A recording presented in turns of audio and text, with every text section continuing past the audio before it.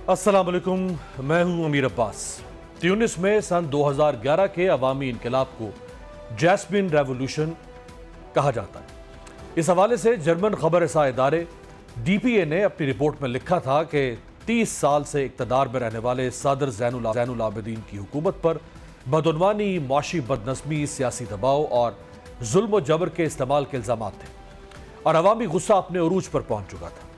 फिर ट्यूनिस में हुकूमत मुखालिफ मुजाहरे शुरू हुए जो तकरीबन 1 माह तक जारी रहे।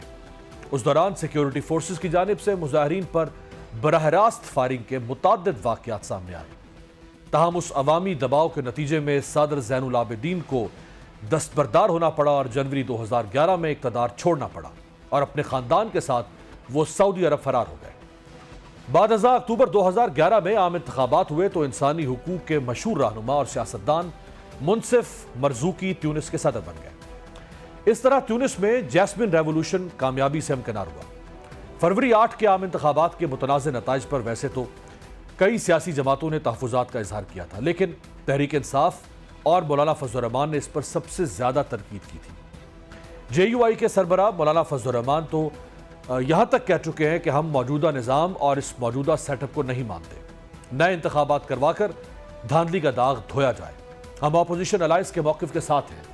मौलाना के इस वाज़े मौक़िफ़ के बाद अपोजिशन की सबसे बड़ी जमात तहरीक इंसाफ ने मौलाना के साथ राब्ते शुरू कर दिए और कई मुलाकातें की गईं। PTI क़यादत ये कोशिश कर रही है कि अपोजिशन अलायंस में JUI को शामिल करके एक बड़ी तहरीक चलाई जाए। ताहम इस सिलसिले में मुतज़ाद खबरें सामने आ रही हैं। ज़राए के मुताबिक JUI ने फैसला किया है कि वो तहरीक इंसाफ के साथ इत्तेहाद में शामिल नहीं होगी।